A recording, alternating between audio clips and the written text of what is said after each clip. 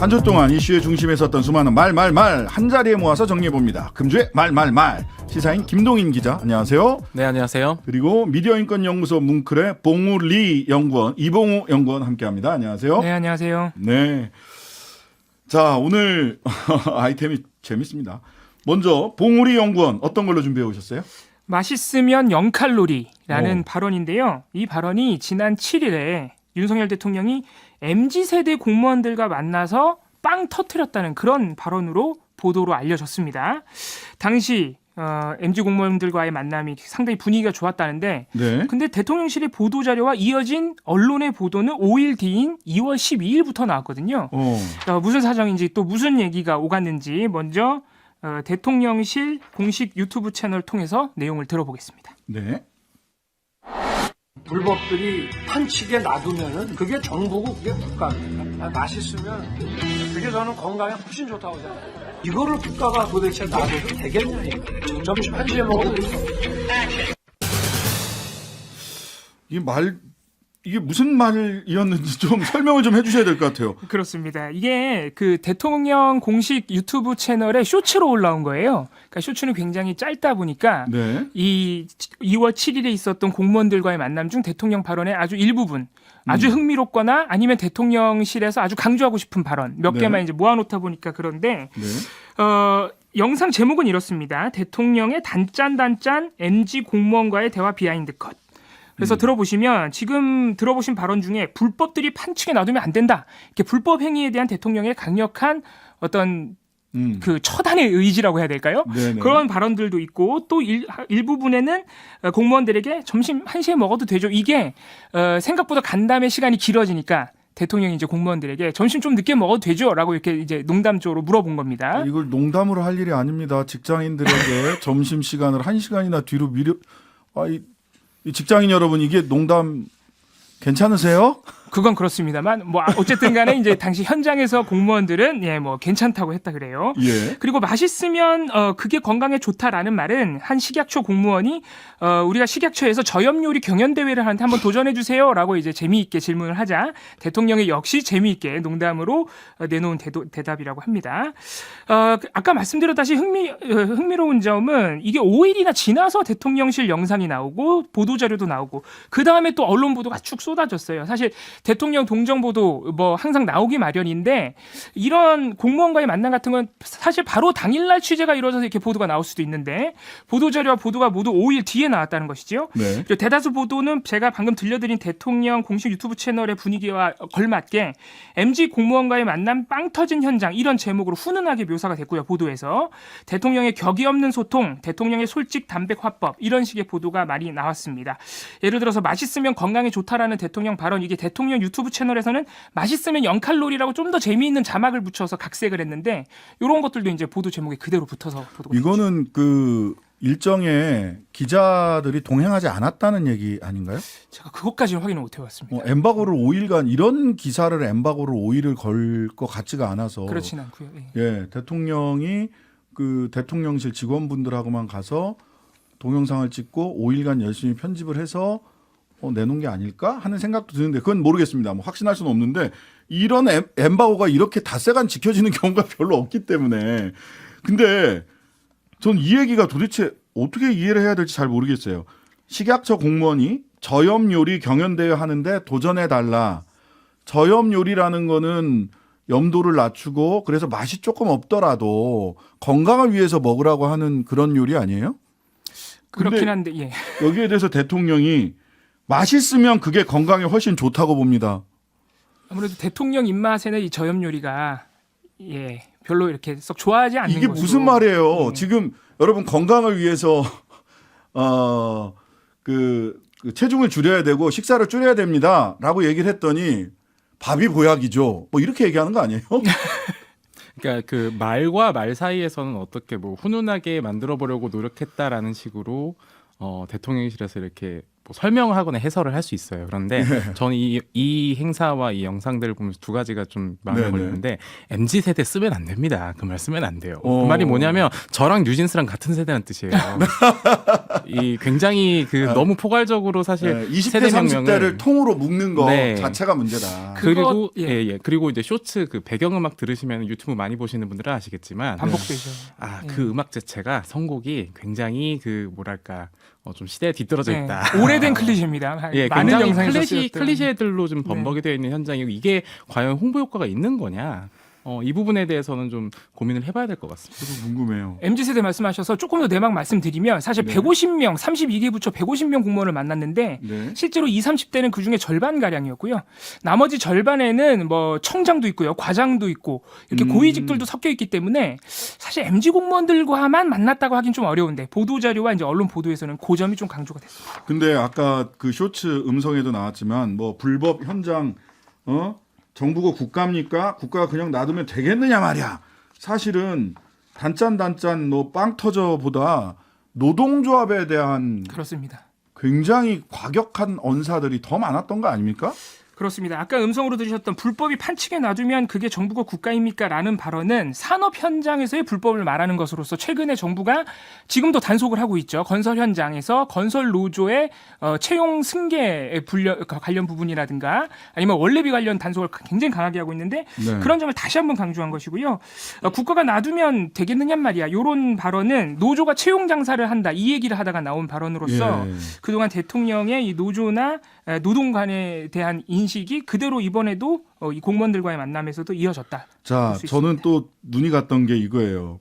어제부터 오늘 오후 4시까지 포털 네이버 기준 대통령의 어제 양궁 도전 언급한 보도가 175건에 달한다라는 그렇습니다. 통계가 있는데 윤석열 대통령의 생애 첫 양궁 도전 뭐 이런 막 미담 기사가 나왔더라고요. 네, 이것도 이제 어제 있었던 일인데요. 대통령의 어제 충북 일정이 있었습니다. 그 중에서 진천 선촌을 방문해서 중국 항저우 아시안 게임을 준비하고 있는 양궁 대표팀 김우진, 최미선 선수 등을 만났는데 이 선수들이 직접 가르쳐줘서 윤석열 대통령이 양궁을 직접 해보기도 했다 그래요. 그 보도가 어제부터 오늘 오후 4시까지 이제 네이버에서 175건이 나온 것인데 사실 보도할 수 있습니다. 대통령의 행보 충분히 보도할 수 있는데 이게 만나서 선수들을 어떻게 위로했다, 어떤 대화가 오갔다 이런 게 아니라 윤석열 대통령의 생애 첫 양궁 도전 이런 식의 이제 좀 흥미성 또는 홍보성 보도들도 꽤나 있었다는 것이죠. 그래서 내용을 조금만 읽어드리면 일부 보도를 대통령의 첫 화살은 빗나갔는데 선수들과 관계자들이 한 번 더를 외쳐서 화를 다시 들었다. 두 번째 화살은 9점에 가까운 8점에 꽂혔다. 선수와 관계자들이 박수와 함성으로 호응했다. 이렇게 아주 상세하게 성공적인 첫 양궁을 묘사해 줬습니다. 사실 현 정부에서 대통령의 어떤 언론 탄압 논란이라든가 아니면 대통령실의 공보가 뭐 팬클럽 김건희 여사 팬클럽을 통해서 공보가 이뤄진 것 아니냐 이런 의심들이 계속 있었던 상황에서 우리 언론이 아무리 동정 보도라고 해도 지나치게 홍보성 보도로 흐르는 것은 여전히 좀 굉장히 우려가 된다. 아니 그냥 첫 양궁에 8점에 꽂혔다. 이것만 해도 되는데 9점에 가까운 8점에 꽂혔다. 아주 객관적인 보도였죠. 재밌었습니다. 예. 이 최근에 이렇게 훈훈한 응원하는 9점에 가까운 8점 기사를 계속 대통령이 그런 행보를 중점에 두고 홍보를 해야 될 때인지 서민들은 굉장히 답답할 것 같다. 이런 생각이 듭니다. 자, 김동훈 기자가 준비한 말로 넘어가 볼까요? 네, 과연 자유시장이란 게 대체 뭘까? 이런 고민들이 드는 말들을 좀 모아봤는데요. 오늘 경제에 관해서 윤석열 대통령이 말 한마디가 파장을 일으켰는데 해당하는 발언들 한번 먼저 들어보겠습니다. 지난 12월에 시작된 정부 부처들의 신년 업무 보고가 어제 마무리됐습니다. 윤석열 대통령이 지난 한 달간 보고한 부처들에게 했던 말을 MBC가 모아봤더니 가장 많이 쓴 단어가 시장, 산업, 그리고 기업이었습니다. 투여자와 공급자가 자유로운 선택을 할 수 있는 것이 제도상 보장이 되어야만 정부라고 생각하기보다 그냥 우리도 그 기업의 한 전략 부서라는 그런 마음으로 통신 금융 분야는 공공재 성격이 강하고 과점 상태를 유지하고 있는 정부의 특허 사업입니다. 많이 어려운 서민 가게에 큰 영향을 미치는 것인 만큼 업계에서도 물가 안정을 위한 고통 분담에 자발적으로 참여할 필요가 있다고 생각합니다. 은행은 공공재적 성격을 갖고 있기 때문에 수익을 어려운 국민과 자영업자, 소상공인 등에게 상생금융의 혜택으로 돌아갈 수 있도록 배려하라. 이야, 그 시장, 네. 산업, 기업. 이런 예. 부분들은 강조했었죠. 예, 이 얘기와 함께 은행, 네. 통신회사, 통신, 공공부문. 공공재, 네. 이게 일관성을 갖는 그 키워드들인가 싶어요. 네, 지금 들으신 내용 간단하게 정리해드리면요. 제일 먼저 들으신 건 1월 31일 MBC 뉴스데스크 보도인데 신년 부처 업무 보고에서 윤석열 대통령이 가장 많이 한 말을 따져보니까 기업, 시장, 산업이더라라는 내용이고요. 그런데 연이은 물가 상승이 이어지고 있습니다. 그러다 보니까 어제는 그저께는 이제 은행에게 일침을 하고요. 또 오늘은 통신회사, 금융회사들에게 고통분담을 요구하면서 오후에는 이런 말도 했습니다. 우리 은행 산업의 과점 폐해가 크다. 그러면서 경쟁 시스템 강화 방안을 마련하라라는 발언까지 하고 또 일종의 어떤 그 예대 마진, 그러니까 대출과 예금의 금리 차를 통해서 은행이 수익을 남기는 거죠. 이거를 축소하라라는 필요성까지 언급을 하게 됩니다. 이게 뭐 공공부문 뭐 요금 문제 이런 거 뭐 할 수는 있습니다. 할 수는 네네. 있는데 아무래도 어떤 그 경제에 대한 그리고 전체적인 정부의 방향에 대한 기조가 자유시장 경제라고 그렇게 강조해 왔는데 최근에는 어쨌든 그 정부가 개입할 수 있는 여지 특히나 수익 부분에 대해서 내놔라라는 태도까지 취하고 있기 때문에 좀 논란이 되고 있습니다. 그러니까 일관되게 그 시장을 정부가 견제하고 네. 국가가 재정도 쓰고 하는 뭐 확장적 재정에다가 정부의 역할, 시장에 대한 정부의 책임과 역할을 강조해 왔으면 모르겠는데 그렇죠. 한편에서는 시장 만능주의, 뭐 밀턴 프리드만이 이런 말을 했습니다. 뭐 옛날 고래적 신자유주의 이야기를 극단적인 하면서 자유주의를 예, 얘기를 하면서 극단적 신자유주의 얘기를 하면서 은행한테는 또 이래요. 이거 네. 어떻게 봐야 됩니까? 이거 도대체 어느 장단에 춤을 춰야 되는 거예요? 일단은 그 호명된 분야에서 응답은 하고 있습니다. 예. 네, 공공요금 아이고, 힘세. 인상 지금 철회하기 시작했고요. 오늘 서울시 같은 경우에도 버스와 지하철 같은 대중교통 공공요금 인상을 시기를 하반기로 미루겠다라고 했어요. 그런데 하반기면 사실 4달 후인데 이게 좀 조삼모사 아닌가 싶은 부분도 있고요. 그러네요. 또 통신회사에서도 갑자기 무료 데이터를 뿌리기 시작했습니다. 통신 3사가 갑자기 오늘 이 동시에 다음 달 한 달 동안 데이터 30GB를 무료로 제공하겠다라고 했고 은행권도 오늘 발표가 나왔어요. 그래서 네네. 이익의 사회 환원을 위해서 국민 경제 어려움을 분담하기 위해 3년간 10조 원 이상의 사회 공헌 프로젝트를 추진하겠다라는 발표를 바로 당일에 한 겁니다. 이 기업들이 그 어느 정부보다 대통령 발언에 대해서 반응이 굉장히 빠릿해진 것 같다는 예, 느낌이 듭니다. 빨라요, 빨라. 그날 바로 나오고 이런 예. 걸 보면. 사전에 어느 정도 얘기가 된 게 아닐까 싶을 정도이긴 합니다. 근데 여기서 이제 좀 짚어야 될 게 뭐냐면 은행을 경제를 활성화해야 된다. 네. 경쟁이 너무 제한적이다. 네. IMF 때 은행들이 우후죽순처럼 있다가 막 쓰러지니까 네. 그때 통파협한 거거든요. 그렇죠. 그리고 과점 게다가 체제를 그러니까 맞아 은행 과점 체제는 정부가 만든 거예요. 근데 이걸 어떻게 하겠다는 거지? 은행 쪼갤 건가? 사실 신자유주의적인 정책이 나오면서 우리나라도 메가뱅크가 필요하다. 예, 그래서 맞아요. 정치 큰 은행이 필요하다는 이유로 사실은 통폐합을 많이 했거든요. 예, 그때 우리은행 뭐 이런 거 서너 개 은행이 합쳐져 가지고 우리은행 됐고요. 그렇죠. 신한은행도 조흥은행부터 지방은행들 제 기억으로 뭐 충북은행 이런 데 전부 다 신한은행으로 맞습니다. 통폐합됐고요. 근데 이거 어떻게 하라는 얘기야? 이 경쟁을 위해서 메가뱅크가 필요하다고 했었는데 지금은 과점 상태 때문에 문제다 이렇게 얘기를 해요. 맞습니다. 그럼 은행 쪼개겠다는 거예요? 그냥 말로만 하는 거예요? 실제로 은행 쪼개기 작업할 거예요?